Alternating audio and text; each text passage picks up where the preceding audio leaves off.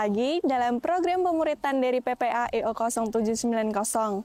Saya Elsa akan membagikan materi untuk bulan ini dengan tema kemenangan dalam kebangkitan Yesus. Teman-teman tentunya sudah sering mendengar dan merayakan Hari Paskah. Tetapi apakah teman-teman semua sudah mengerti dan menghidupi arti Paskah dalam hidup kita? Di dalam Alkitab ada 2 kali Paskah yang diceritakan.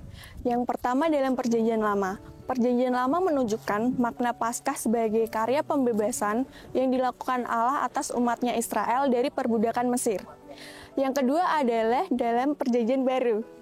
Arti Paskah pada Perjanjian Baru adalah sebagai kebangkitan Yesus dari maut untuk menghapus dosa-dosa dan memberikan keselamatan bagi dunia. Yesus bangkit dan menang bagi kita yang percaya kepadanya.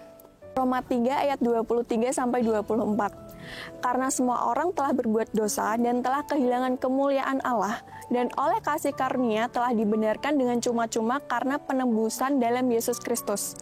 Paskah menjadi puncak dari karya keselamatan Allah yang dikerjakan di dalam Yesus Kristus untuk kita semua orang yang berdosa.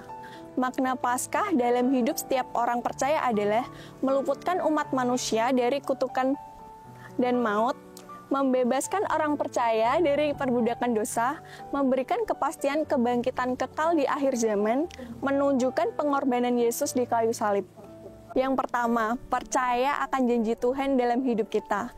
Yeremia 29 ayat 11. Karena aku ini mengetahui rancangan-rancangan apa yang ada padaku mengenai kamu, demikianlah firman Tuhan, yaitu rancangan damai sejahtera dan bukan rancangan kecelakaan, untuk memberikan kepadamu hari depan yang penuh harapan. Yang kedua, mengasihi Tuhan dengan segenap hati. Mengasihi Tuhan bukan hanya sekadar datang beribadah setiap hari Minggu, tetapi membangun hubungan yang intim dengan Dia setiap harinya melalui saat teduh, membaca Alkitab, dan berdoa. Yang ketiga, melepas dosa-dosa yang mengikat hidup kita. Yesus sudah mati di atas kayu salib, mengorbankan dirinya untuk menebus dosa kita. Dan kita harus merespon karya penebusannya dengan hidup dalam kekudusan.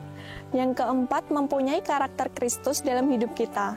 Karakter Kristus meliputi kasih, sabar, rendah hati, pengampunan, belas kasihan, kebaikan, kelembutan, dan kesabaran.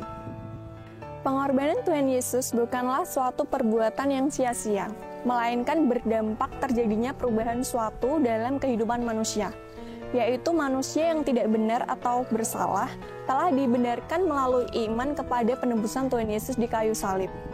Jadi setiap kita yang percaya kepada Yesus menerima keselamatan dan kemenangan karena Yesus telah mengalahkan maut. Bagaimana kita bisa hidup dalam kemenangan yang sudah Tuhan berikan buat kita? Teman-teman, hidup kita telah ditebus oleh Yesus. Dia sudah bangkit dari antara orang mati untuk memberikan kemenangan buat kita. Tanpa kebangkitan Yesus, kita tidak punya harapan. Kebangkitan Yesus memberikan kita pengharapan dan kemenangan akan masa depan. Sampai jumpa lagi di kelas pemuritan berikutnya.